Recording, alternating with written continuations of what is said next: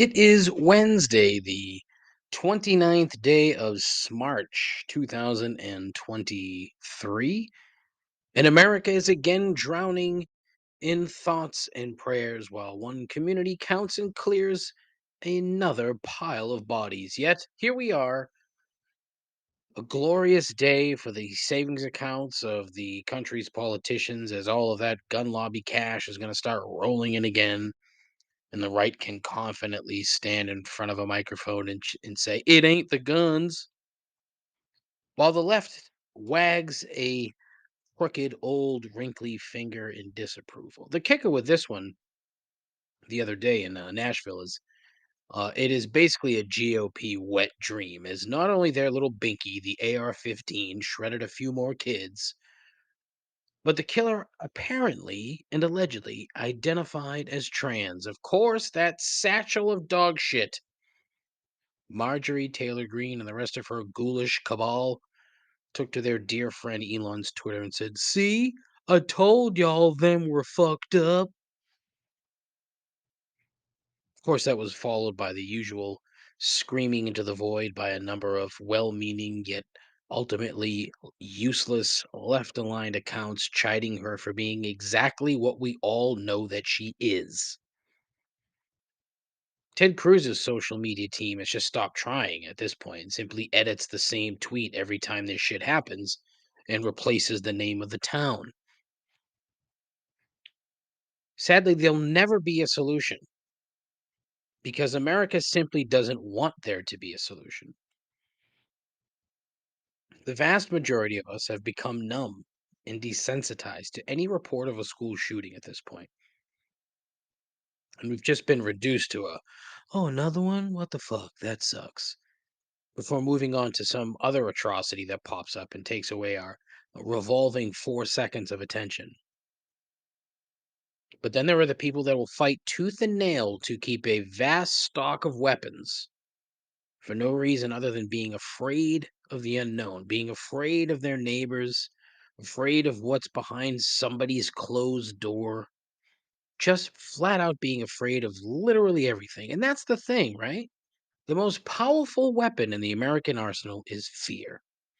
Straight up fear, making you and I afraid of everything. The fear that is fed to us on a regular basis and now manifests itself in our schools and in our children. Good luck, parents. You'll need it. Seriously. Still, the most less than average podcast on the internet. With a host who's the smartest person in the room when he's the only one there. A continuing odyssey into mediocrity. Guaranteed to make you question your life choices and your own sanity. This is Complaints and Observations with Dave LaPointe.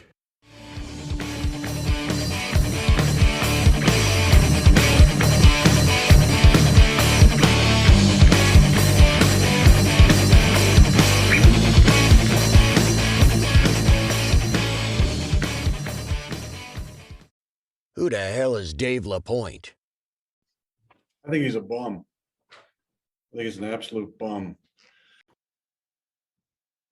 This is episode number 155 of Complaints and Observations. I had to go back and edit the intro to this week's show because it's, I got fucking pissed off. Not that it matters or not that anyone cares, but that's how I feel. Confidently riding that fence as always, right? I mean, that's not really a fence riding issue. It's just I say it all the time that I can't wrap my head around it, and this is another one. This is at the top of the list that I can't wrap my head around how we just keep letting this happen over and over and over again. And I hate talking about it because I shouldn't. Nobody should. This shouldn't. This shit should not happen. This should be the sort of thing that when it happens, the entire populace is stunned and shocked, right? but not anymore. Doesn't happen. Moving on. This week is yet another where I have little of any actual substance to talk about, but there are some things that have come up which I do find interesting. First, the governor of the Commonwealth, wealth. We're off to a great start, huh? The Commonwealth. The governor of the Commonwealth of Massachusetts, Maura Healey, announced a new general manager of the Mass Bay Transit Authority, better known as the T. They couldn't come up. It's one of these things that I've never figured out. You couldn't come up with a better name, like nickname, than just the T. Typical, right? Philip Eng is his name, and Phil has an impressive resume in that he has a lot of fancy titles. I don't know how impressive really, because I don't know the ins and outs of, what he did as um the former Long Island Railroad president. I don't know specifically what he did there. He was also the COO of the Metropolitan Transit Authority. He was also some other fancy titles. What's some of his other titles? Let's see. Uh, a chief engineer and executive deputy commissioner of the New York State Department of Transportation. In other words, Phil has spent his entire working life, not entire, but a majority of his working life in New York. He's also a Mets fan. So, strike one, Phil. And he was interviewed on the train riding the new Green Line cars, which I thought was funny. That motherfucker should have been on an old Orange Line train. You want to see what goes on? You want to see what happens? Have him walk that tunnel between downtown crossing, or in downtown crossing, from the Orange Line platform down to the Red Line platform. Walk down that way, buddy. And then tell me what you think. If you can make it through the river of piss and the constant wafting of piss, then we can have a conversation. I'm just so I just can't stand these fucking these people who spend their entire life with fancy titles, right? And I'm not gonna say it's jealousy, because it's not jealousy. I'm jealous of the guy's paycheck, and we'll get to that in a minute. Like, show me, instead of telling me what your fucking title was, tell me what you did to improve the on time arrival, the cleanliness, just the general overall improvements that were made to the systems with which you worked at. Tell me what those were. Don't tell me that you're gonna ride the fucking train every day from Newton in your McMansion, because I don't care. That doesn't do me any good, because you're gonna ride the same Green Line train. You're gonna be on a new, hey, if you're on there when they fucking crash on Com Ave, hey, cool, that's great. Good luck. Hopefully you don't get hurt. But this is a big fucking job. And it's not only a big job, but it's a bloated mess that he's walking into. This is like a decaying sperm whale on the beach type of bloat. Good luck with that, Phil. One way to make Phil feel a little bit better is that his base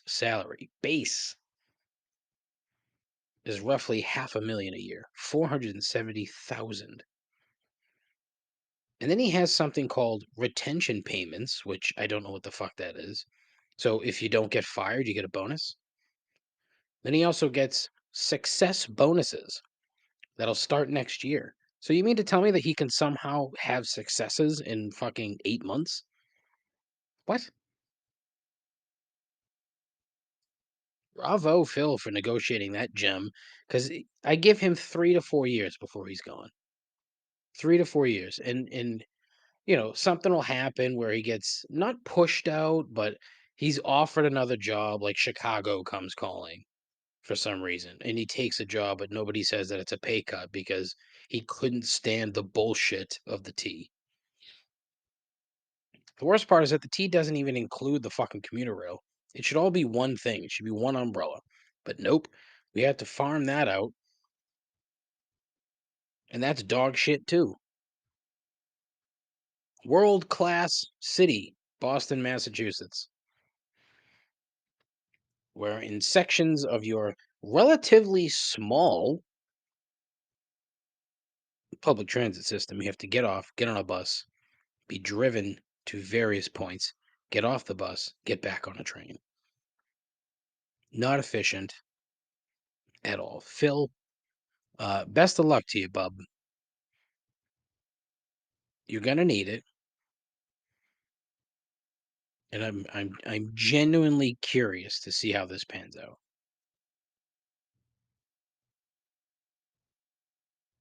Because this was a rousing, I mean, the back patting going on at the State House was just through the roof. Various groups and people, the MBTA advisory board.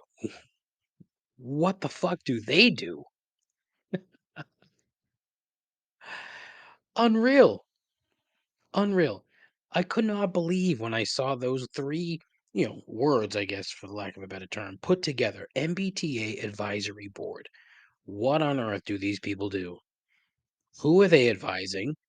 What's the advice they're dispensing? Hey, don't suck. What? I made the mistake yesterday of taking the commuter rail to work, right? Yesterday was a late day, so start late, end late, scheduled once a week. That's how it goes. Whatever. So I took the 10:15 a.m. train into South Station. Get to South Station. I'm like, all right, cool. I walked from South Station to the office. Nice. So I was very excited. I'm like, all right, cool. 8 o'clock rolls around. Get downstairs, go outside. Well, it's fucking pouring. Like, oh Christ. So we're gonna take the orange line to the red line. All right, whatever. No big deal.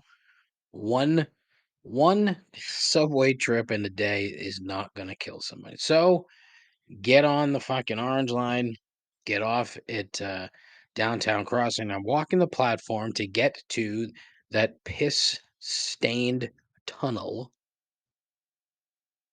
when all of a sudden I happen to see coming from my left, in front of me, to my left, a gentleman holding a phone in front of him, yelling. So he's clearly filming either himself or whatever's in front of him, and he's yelling. I don't know or don't recall what he was yelling, but I assume he was yelling at somebody because then he charged into the open door on the train and fucking just slammed a dude into the opposite door and started fucking wailing on this guy. So I'm clearly stunned. There was another guy looked at me, I looked at him, and we started walking towards the train, and then they started fighting each other, and we we immediately were both like, fuck it, and turned around and walked away. And by that point, multiple people had uh tried to separate these two, and it's like, Jesus Christ, what are we doing? What are we doing? Where's the fucking security on the guy? There has to be something. I'm not saying you put a cop there, but there's got to be something there. There's got to be. There's got to be something. Give me something. Give me something or someone to just pay attention that when somebody's fucking pissing in the goddamn tunnel, that you at least tell them to fucking take it outside, right? It's well ventilated. Downtown Crossing is a long and glorious history of piss. Take it outside. You don't need to do it in the tunnel. It's inside. You don't need to do it. Get the fuck out of here. That's a whole other set of problems. But Jesus fucking hell. It doesn't make it any less disgusting, does it? So best of luck, Phil. I hope you love Boston.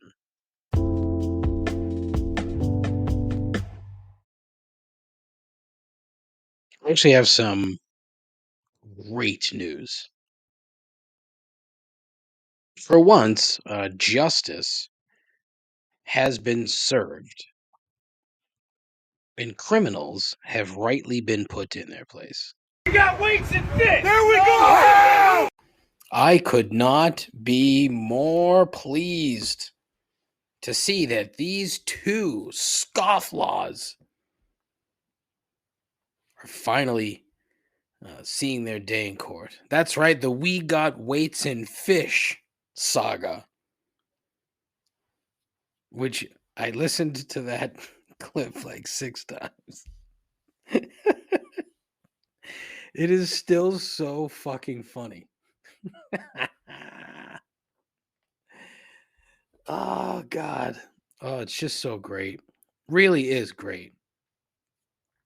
Anyways, Jacob Runyon, 43, and Chase Kaminsky, 36, have pled guilty to charges of cheating and, quote, unlawful ownership of wild animals, end quote. They pled guilty. And basically, it's, apparently cheating in the state of Ohio is a felony. Of all things in Ohio, cheating is a felony. And the unlawful ownership of wild animals, a misdemeanor. They're going to be sentenced in May. I am just honestly, I'm I'm puzzled by the whole thing for so many different reasons, right? One, that these two fucking dolts thought they were going to get away with it by sticking literal lead weights inside of these fish.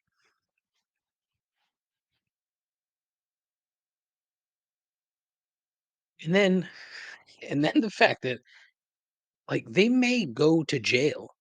Probably not, but there's a very slim chance that they do. My guess is that they're going to get probation and have to do a shit ton of community service that involves, I don't know, cleaning fish or something gross. But man, oh man, these two fucking idiots.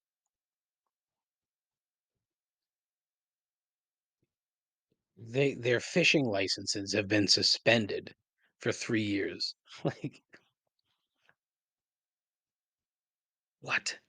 What? Like that's a part of their punishment? Oh, hey, you guys can't fish. Shit, man. Well, look, I mean, when all they do is fish, I guess that's a thing.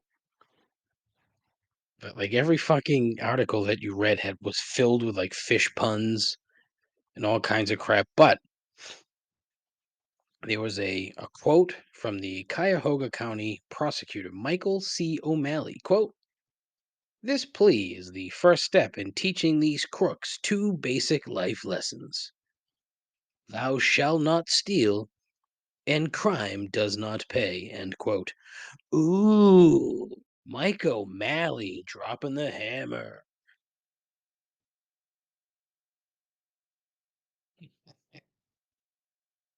What a mess. What a gigantic fucking mess. Like they have to they forfeited the boat that they had used in the competition. It doesn't say if it was like if it was won in a contest, which it very well may have, but like how the fuck do these guys go on? I would imagine, right? And I don't know this for sure, but I would imagine that these guys have full-time jobs, families, and that the fishing was kind of a side gig, right? But man, how do you proceed in life? How do you move forward? Oh, it's crazy. Wait, this can't be the same guy. What? No. No. Oh, come on. This Chase Kaminsky character is a fucking petty crook to the nth degree. Well, that's not exactly. Well, that part's petty, but the other part isn't petty. This motherfucker apparently is now also accused of stalking and harassing a woman, but now faces a new charge for allegedly giving his son two phony $100 bills to spend at a bowling alley.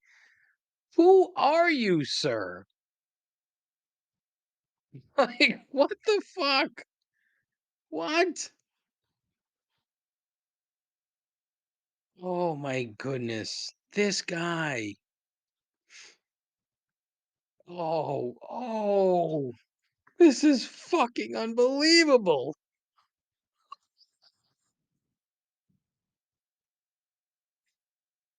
All right, do yourselves a favor.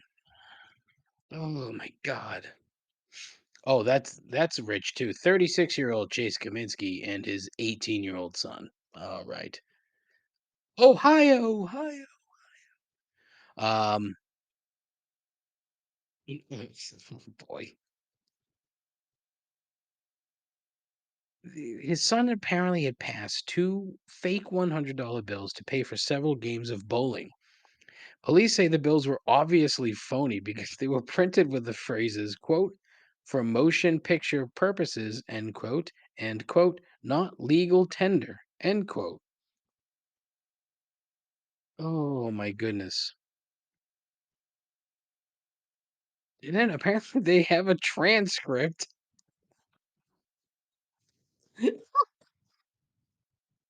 I thought this was going to end with weights and fish. Nope. Oh my God. People are so fucking stupid. Oh, fuck. Of course, Chase's son's name is Caden.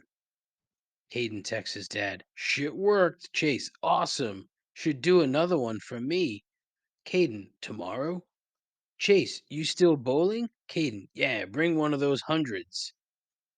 And he texted the way he texted it, 100 dollar sign.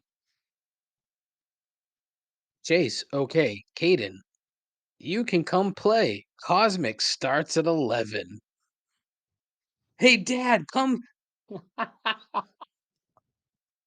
Hey, Dad, you want to play cosmic bowling? Yeah, come on down to 10 Pin Alley. Shit starts at 11. Bring the fake money. Oh my God. Oh, this guy is such a fucking dummy. So after the fish, apparently he was charged with stalking and harassment for allegedly tailgating his estranged wife's car and then followed her car into a driveway. What is wrong with this fucking guy? Oh my goodness, wow. That is amazing.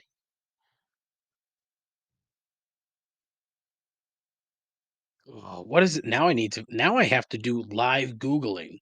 Here's a fucking new segment for the show. Live Google. What was I gonna do? Like Wikipedia, like random Wikipedia page of the day. Yeah, I think I was gonna do that. Then I realized, wow, That kind of sucks. But you know what sucks even more? Live Googling. Good news. I'm not finding anything else on the other fella, Jacob Runyon. He's not nearly as proficient, excuse me, of a petty criminal.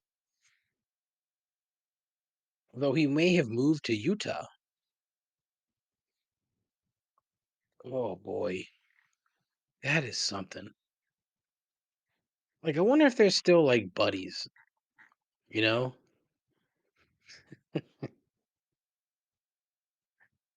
Oh wow. That is so good. Chase Kaminsky.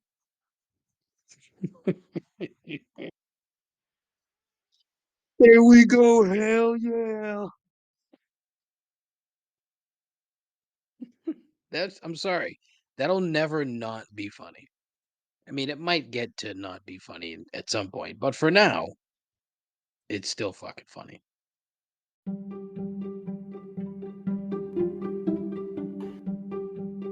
Support for complaints and observations comes from listeners like you and by the LaPointe Institute of Thinking, proud to assist the public with the critically important function of logical common sense since 1978. All right, what else do we want to talk about tonight? I don't know. Oh, opening day is coming up. Who in the city of Boston is actually excited about this team?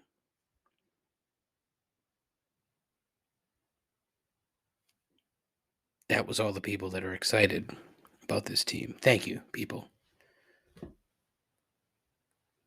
The over-under in a variety of different sports books is roughly 76.5 to 78.5 wins this season for the Boston Red Sox. I want to think that they're better than that, though I'm not entirely confident that they're better than that. They can't pitch. Their bullpen's fine, but their bullpen is also held together by duct tape and spit. Like, there's a lot of injuries there. There's a lot of garbage there. And I'm very curious to see if they hit the way that people seem to think that they'll hit. I think they'll be better. I think the lineup will be better than the pitching, obviously, but there's nothing there that has me excited. Like Tanaka, the Japanese kid, I'm looking forward to occasionally catching an at bat because look, I have zero interest in seeing this team play. Zero. 78.5 wins. Like, I have zero issues taking an under. Zero. If anybody wants to argue and take the over, have at it. But to me, that under that's a very winnable bet. Under 78 wins. And you have to be downright dreadful in Major League Baseball to not win 78 games. You know what the thing is, though? It doesn't matter because that ballpark is going to be banged out enough every night, selling their $15 beers. That fucking dinosaur with rhinestones glued on it. Just biding their time until the Guns N' Roses show or the Dave Matthews show or the Billy Joel show or some other fucking garbage show. Not that the first two acts are garbage. They're not. Billy Joel. Fuck Billy Joel. He sucks. Okay? Okay? Fuck Billy Joel. Not literally. Just fucking can't stand Billy Joel. Fuck. God, I can't fucking stand Billy Joel. But I don't know, man. Look, it's going to be interesting, but not interesting enough for me to watch them on a regular basis. Like I didn't watch them a ton last year. I'm going to watch them even less this year. I'm very curious to hear what the rate. You'll never really know what the ratings are because it gets buried in the newspaper, buried on Twitter, buried by the team. So you're never going to know. But I really hope people don't watch, and I hope that it fucking puts the fear of God into the ownership group to actually, I don't know, give a fuck again. That would be nice. Oh, but they just won. They just won a World Series 5 years ago. Yeah, they did. But that was 5 years ago. What have you done for me lately? Yeah, I told you I didn't have a ton this week, and I legitimately don't have a ton. Tired. I don't know why I'm tired. I shouldn't be. Shouldn't be tired, but I am. Mainly because I'm always tired. Uh, Also, this nonsense of Lamar Jackson coming to the Patriots, look, it'll never happen. It would be fucking phenomenal if it did. Phenomenal. Like, I'd be first in line to buy a Lamar Jackson Patriots jersey. You know what I always find funny? And it's literally just me, but old fat guys wearing the jersey of like young professional athletes. Ah, boy. Yeah. So that's not happening. If it did, again, terrific, but it ain't. I got a feeling he'll end up staying in Baltimore. They'll figure it out. Because if they don't, Baltimore's really fucking stupid that they've managed to botch this completely. They don't have anything else. It's not like who's that backup? Brett? Is it Brett or Brent? I don't know. Huntley, the guy who was the seventh alternate for the Pro Bowl, so he made the Pro Bowl, even though there's really no game. You just found you're playing dodgeball and tiddlywinks and whatever in Las Vegas. Oh, but boy, oh boy, wouldn't that be fun to have Lamar Jackson here? The complete antithesis, opposite of Tom Brady. Man, that would be a blast. That would be so much fun. Make it happen, Bob. Pick up the phone. Call Bill and say, look, I own this team. Go make this happen. The pocketbook is open. The purse strings are loose. The check is blank. All of the above. Make it happen. Let's fucking go. Let's go. Yeah.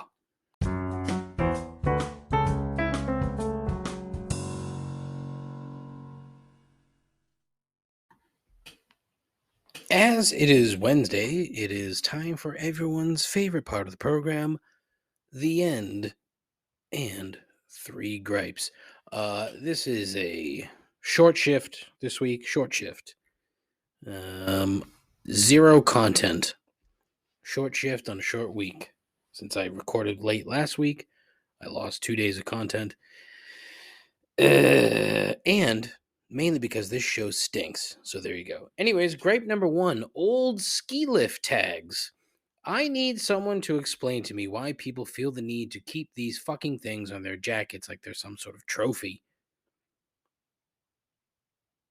Part of it is that I don't ski. So I don't see the appeal, the allure,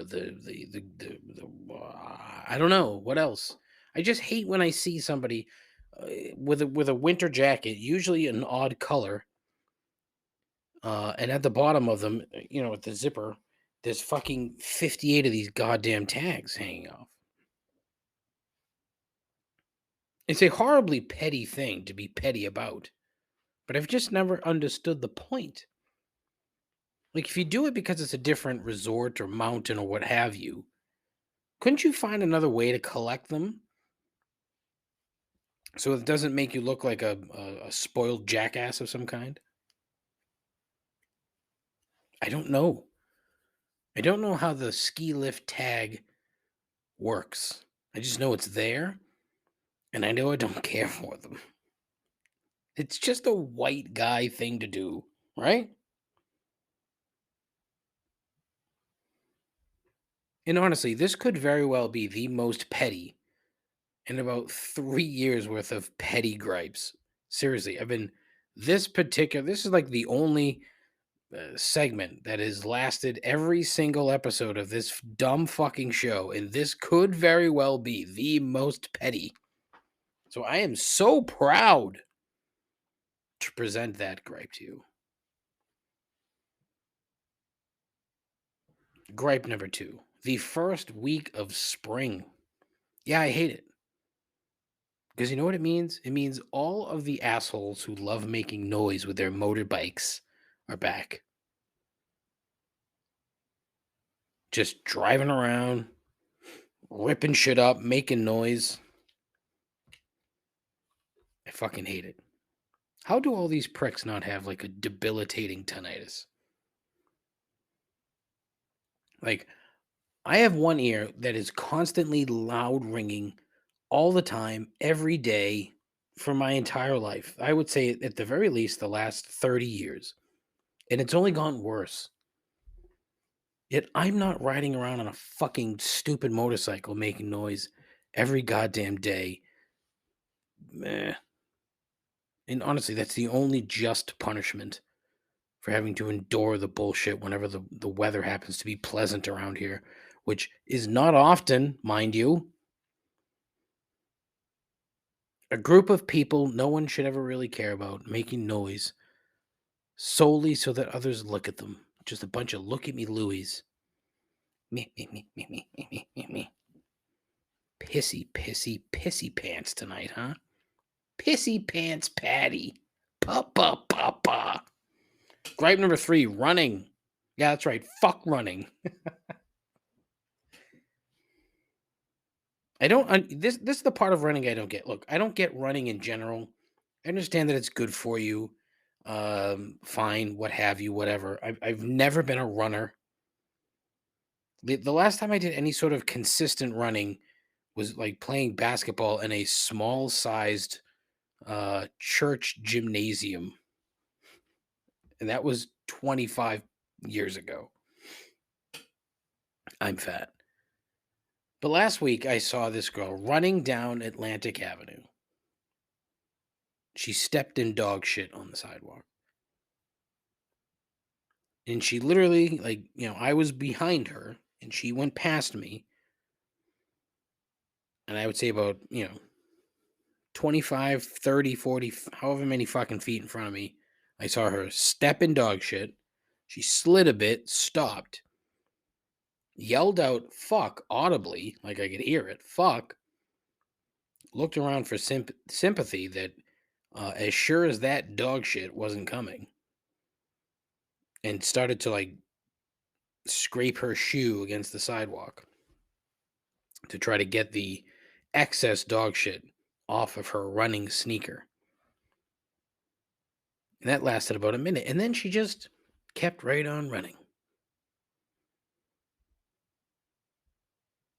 Now, look, common sense, maybe not common sense, but common fat guy sense would tell you that that was probably the last time that she runs in the city. Nope. Because then I saw this same girl running earlier this week. How do I know it was the same girl? She had the same outfit on. It was very difficult to miss. And I didn't notice her shoes because I wasn't looking at her shoes, if I'm being honest. But it was the same girl, and she's still running. I don't see how running in a gym or preferably on a treadmill in your own home isn't more appealing than running in the city. And having to literally keep an eye out for actual shit while you're running.